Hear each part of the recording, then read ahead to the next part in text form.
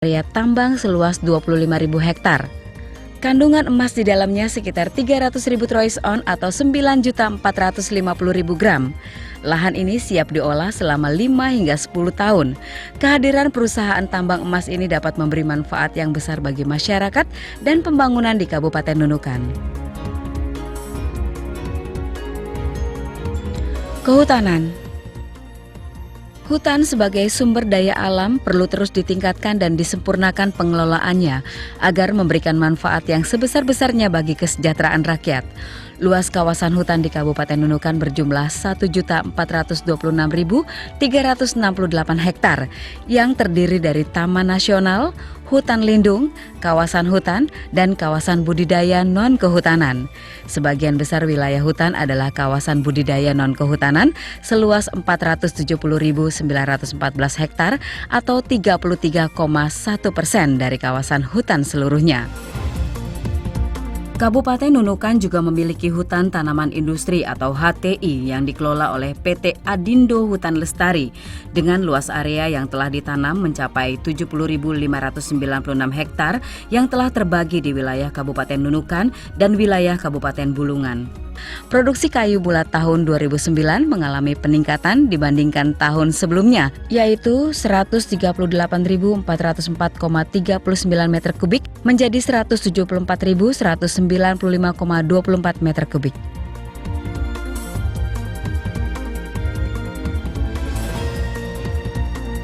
Untuk mendukung perekonomian yang semakin maju dan berkembang, maka di Kabupaten Nunukan telah tersedia layanan perbankan yang siap melayani masyarakat untuk berbagai transaksi seperti pinjaman, tabungan, kredit kendaraan, dan lain-lain.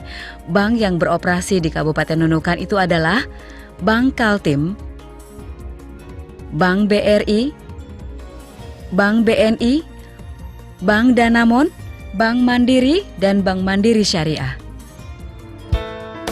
Sektor pariwisata. Keindahan alam yang berbeda disajikan di Kabupaten Nunukan, Kalimantan Utara.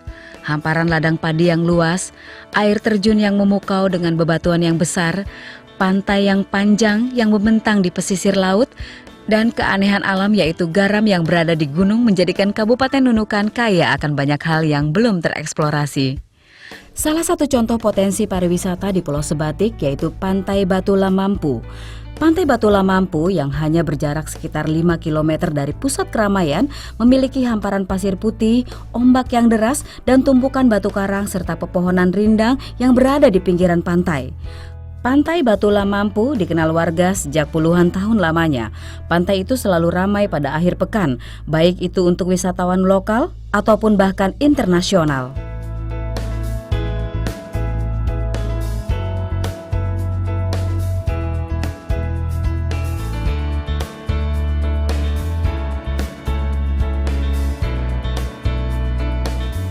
Di wilayah Sebatik ini terdapat objek wisata, yakni objek wisata Patok Tapal Batas Aji Kuning yang merupakan perbatasan Indonesia dan Malaysia. Sekilas perkampungan warga di perbatasan ini hampir sama dengan perkampungan lain di wilayah tersebut. Namun di sini dapat dijumpai patok batas Indonesia dan Malaysia, batu prasasti dan pos jaga TNI AD. Sudah banyak orang yang berkunjung ke wisata ini, baik dari dalam maupun luar negeri. Selain itu, terdapat pula Tugu Perbatasan Garuda Perkasa yang telah diresmikan oleh Wakil Bupati Nunukan Hajah Asma Gani yang dipelopori Satgas Marinir Ambalat 14 yang bertujuan mengajak masyarakat memaknai sebagai monumen bersejarah, khususnya bagi warga perbatasan Indonesia-Malaysia di Pulau Sebatik ini, karena wilayah ini merupakan garda terdepan Negara Kesatuan Republik Indonesia atau NKRI.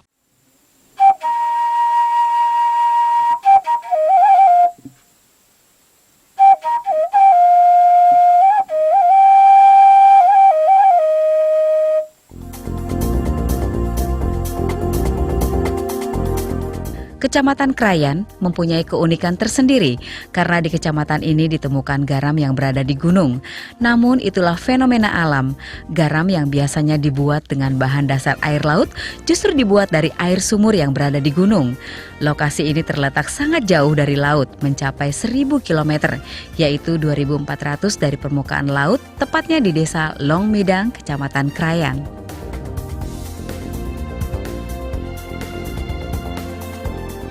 Keberadaan garam Krayan ini sangat terkenal sampai ke Malaysia dan Brunei. Sebagian besar produksi garam Krayan ini dibeli oleh warga Brunei dan Malaysia yang datang langsung ke sentra pembuatannya yang hanya berjarak 2 km dari Malaysia. Selain menjadi bagian dari industri, keberadaan garam Krayan juga menjadi bagian dari sektor pariwisata. Salah satu keunikan Kecamatan Krayan yang lain adalah Krayan memiliki garam. Kalau ada pepatah bilang garam di laut, asam di gunung.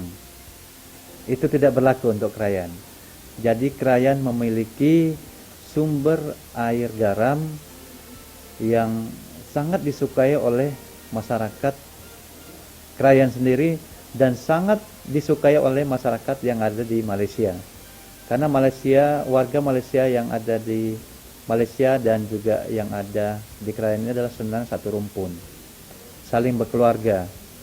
Jadi kalau melihat cerita uniknya sehingga garam ini ada, ini menunjukkan bahwa kekerabatan antara keluarga yang ada di Indonesia dan Malaysia memang sangat terjalin baik.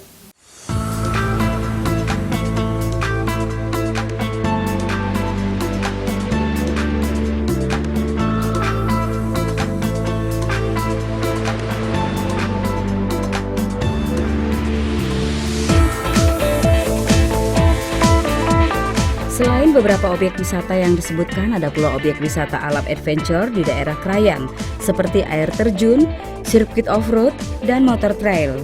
Hiking alam di pedalaman perbatasan hutan Krayan dengan Malaysia, arung jeram Sungai Krayan. Artinya, Krayan sangat cocok bagi Anda yang berjiwa petualang dan mempunyai adrenalin tinggi. Semua ini berpotensi untuk dikembangkan dan membawa profit bagi investor sekaligus menjadi sumber pendapatan asli daerah. Peluang di sektor ini misalnya pengelolaan objek-objek wisata, biowisata, dan pembuatan industri cenderamata. Kedatangan wisatawan asing dengan dan tanpa visa yang mengunjungi Kabupaten Nunukan pada tahun 2012 mencapai 14.290 wisatawan. Dari keseluruhan wisatawan asing tersebut, sekitar 96,60% atau 13.813 pengunjung merupakan wisatawan yang berasal dari negara Malaysia. Sedangkan wisatawan asing dari negara Eropa dengan dan tanpa visa pada tahun 2012 mencapai 181 wisatawan. Ini menjadikan potensi wisata di daerah Kabupaten Nunukan menjadi sangat berkembang, sehingga dibutuhkan akomodasi yang layak agar para wisatawan dapat merasakan kenyamanan saat berkunjung. Salah satu sarana penunjang sektor pariwisata yang sangat diperlukan bagi wisatawan, baik Nusantara maupun mancanegara, adalah hotel dan akomodasi lainnya. Sektor perhotelan dan pariwisata berjalan beriringan dan saling mendukung. Tersedianya tempat menginap yang nyaman dan layak akan menciptakan kondisi yang kondusif bagi pendatang sehingga betah, baik yang berniat untuk tinggal sementara maupun menetap. Nunukan sebagai daerah transit dan perbatasan sangat mendukung untuk berkembangnya usaha perhotelan, penginapan, dan pariwisata.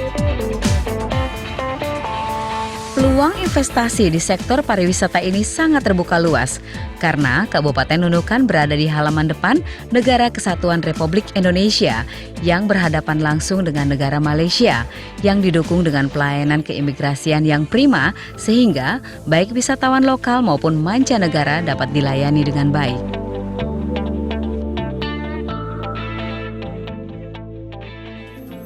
Kesenian dan kebudayaan.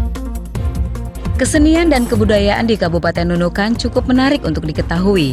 Karena dengan banyaknya ragam suku, maka banyak pula kesenian yang ada di daerah tersebut. Sehingga dapat juga menjadi daya tarik tersendiri dalam dunia pariwisata daerah.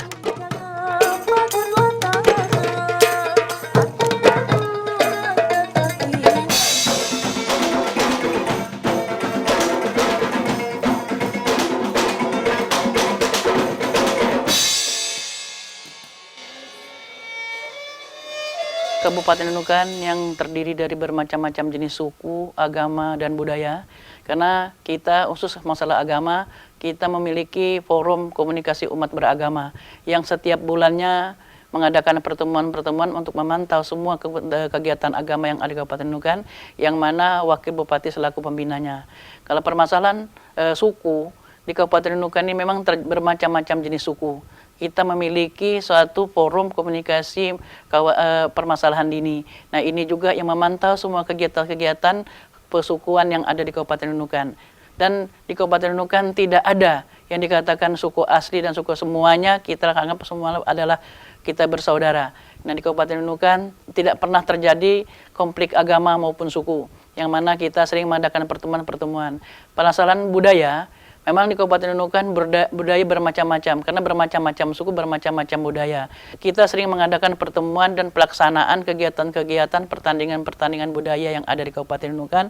Dan pada setiap tahunnya juga kita melaksanakan Hari Jadi Kabupaten Nunukan. Hari Jadi Kabupaten Nunukan inilah yang menampilkan seluruh budaya-budaya yang ada di Kabupaten Nunukan dan budaya suku-suku yang ada di Kabupaten Nunukan. Pemerintah Kabupaten Nunukan terus berupaya mewujudkan kelestarian budaya Nusantara di daerah perbatasan di wilayah Kalimantan Utara. Salah satunya dengan mengembangkan batik-batik khas Nunukan. Batik-batik ini disebutkan sebagai batik Lulan Tatibu, yaitu singkatan dari Lundaye, Tegalan, Tahol, Tidung, dan Bulungan, yang memiliki motif dan filosofinya masing-masing melalui Dinas Kebudayaan Pariwisata, Pemuda dan Olahraga.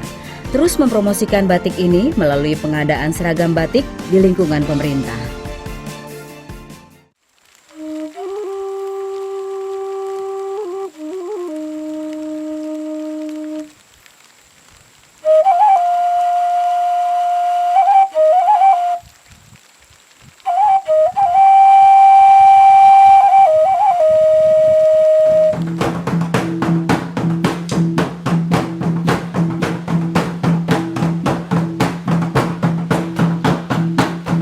Selain itu, di daerah Terangbaru Krayan terdapat sekolah seni tradisional atau Kulturveld School di Rumah Kubu atau Formadat yang dibiayai oleh WWF Indonesia, PDLKT, Pemerintah Kabupaten Malinau, Pemerintah Kabupaten Nunukan, dan Kemendikbud Jakarta.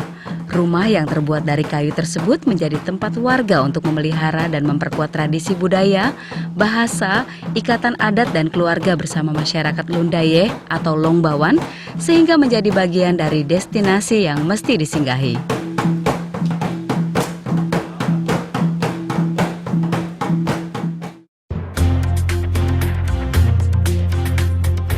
Bangunan pemerintahan, jalan protokol dan proyek jalanan baru, transportasi darat maupun laut seperti pelabuhan antar daerah dan antar negara, bandara, PDAM, pemasok air bersih, bank dan hotel, membuka peluang bagi para investor untuk melakukan pemerataan di setiap daerah Kabupaten Nunukan sebagai peluang investasi yang sangat menguntungkan. Salah satu fasilitas infrastruktur yang ada saat ini adalah 2 buah bandara domestik dan 9 perintis dengan pesawat ATR-45 dan pesawat Cessna. Keberadaan bandara ini akan sangat membantu dalam meningkatkan mobilitas masyarakat yang menginginkan transportasi yang lebih baik dan lebih cepat. Pemerintah Kabupaten Nunukan menargetkan di tahun yang akan datang, pesawat yang lebih besar dapat mendarat di Bandara Nunukan dengan menambah panjang runway bandara. Penyediaan air bersih dan layak digunakan untuk keperluan sehari-hari dapat dipenuhi dengan tersedianya perusahaan daerah air minum atau PDAM. PDAM yang beroperasi di Kabupaten Nunukan berada di Kecamatan Nunukan, Sebatik, dan Lumbis. Jumlah pelanggan PDAM Nunukan pada tahun 2012 mencapai 4.734 pelanggan, atau dengan kata lain mengalami peningkatan sebesar 17,84% dibandingkan dengan tahun sebelumnya. Seiring dengan peningkatan jumlah pelanggan, banyaknya air minum yang disalurkan pada PDAM Nunukan juga mengalami peningkatan sebesar 6,65%. Saat ini bagian dari infrastruktur yang sedang dibangun adalah pembangunan Gedung Islamic Center Kabupaten Nunukan di atas lahan seluas 5 hektar. Gedung yang akan menjadi pusat kegiatan keagamaan umat Islam ini memiliki luas bangunan 10.079 meter persegi. Terletak di depan kantor Bupati Nunukan Sedadap, Kelurahan Mansapa, Kecamatan Nunukan Selatan. Gedung Islamic Center yang dibangun dengan 2 lantai ini segera menjadi ikon Kabupaten Nunukan pada masa yang akan datang. Sejak tahun 2013 di bawah pemerintahan Dr. Andes Haji Basri dan Haja Asma Ghani, Kabupaten Nunukan bertekad untuk melanjutkan proyek pembangunan jalan lingkar atau ring road sepanjang 15 km yang sebagian besarnya melintasi bibir pantai. Sedang dalam penggarapan jalan lingkar ini sangat memiliki nilai ekonomi yang tinggi karena dengan adanya jalan lingkar tersebut maka akan mempermudah akses seluruh masyarakat Kabupaten Nunukan dan bagian dari cara memperindah Kabupaten Nunukan.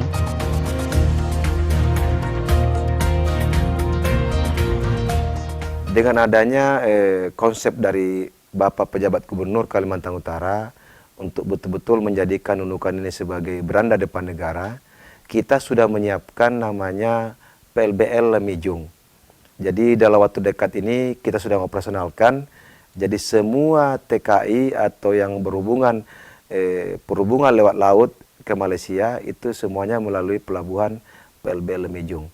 Jadi kita yang merupakan betul-betul berada depan negara ini sudah jauh-jauh di waktu sudah kita siapkan kesiapannya untuk siap menghadapi pelintas-pelintas antara negara Malaysia dengan Indonesia Nunukan. Untuk infrastruktur laut terdapat Pelabuhan Tunontaka. Pelabuhan tersebut digunakan untuk meningkatkan jumlah arus barang dan roda ekonomi. Pelabuhan ini telah memiliki depo kontainer kapasitas 20 feet dengan daya tampung depo 300 sampai 3.500 kontainer yang bertujuan untuk meningkatkan Pelabuhan Tunontaka menjadi pelabuhan ekspor sehingga pengiriman barang ke luar negeri tidak lagi melalui Surabaya maupun Makassar. Selain itu, terdapat pelabuhan feri Sejepun yang mampu melayani rute Tarakan Nunukan dan sebaliknya. Kapal feri melayani 2 kali dalam 1 minggu setiap hari Rabu dan Minggu. Semuanya dibangun untuk memudahkan masyarakat dalam menjalankan segala aktivitasnya. Untuk ke Kecamatan Krayan dan Krayan Selatan hanya bisa ditempuh dengan moda transportasi udara. Akan tetapi pada tahun 2013 telah dimulai pembangunan jalan tembus Longbawan Krayan, Longlayu Krayan Selatan, dan Malinau. Dengan adanya pembangunan jalan ini, diharapkan Kecamatan Krayan segera bisa ditempuh melalui darat maupun dari Kabupaten Malinau.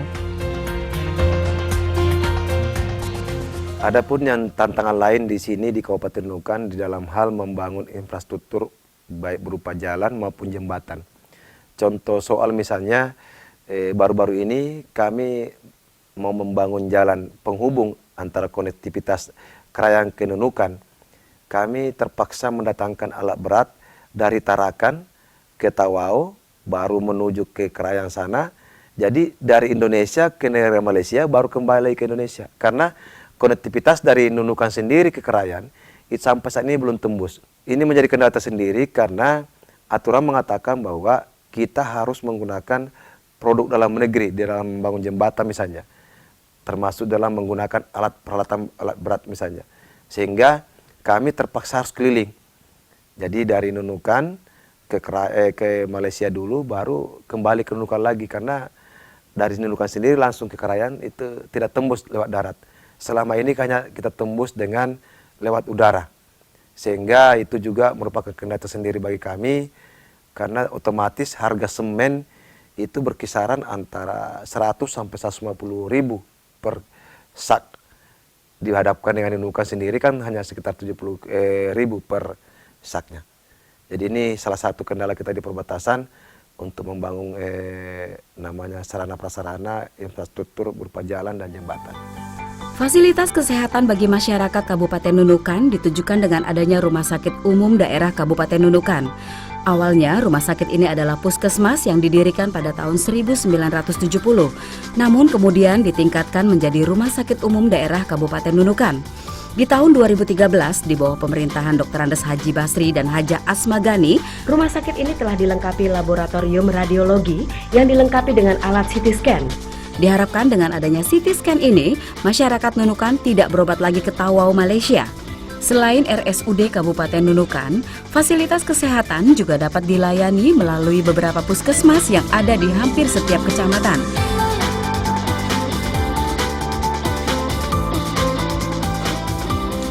Sebagai halaman depan, Negara Kesatuan Republik Indonesia, Kabupaten Nunukan membuka pintu selebar-lebarnya bagi para investor, baik dari dalam maupun luar negeri, untuk berperan serta dalam kemajuan ekonomi akan sektor-sektor lainnya, agar dapat mendukung perkembangan Kabupaten Nunukan ke arah yang lebih baik. Sumber daya manusia. Kemajuan suatu daerah tidak hanya berdasar pada pembangunan infrastruktur serta potensi ekonomi daerahnya saja, melainkan kemajuan sumber daya manusia yang ada di dalamnya, juga bagian terbesar dari keberhasilan dan kemajuan suatu daerah. Dengan pendidikan, tentunya dapat meningkatkan keterampilan serta kecerdasan manusianya. Tolak ukur keberhasilan suatu daerah terhadap perkembangan sumber daya manusia di dalamnya adalah penyediaan sarana dan prasarana pendidikan, baik itu gedung sekolah, tenaga pengajarnya, dan rasio murid terhadap guru. Di Nunukan sini kita juga banyak menerima atau mendidik anak-anak yang notabene-nya adalah anak-anak daripada anak TKI. Itu kita tempatkan di SMK, di SMP, SMA. Bahkan ada yang kita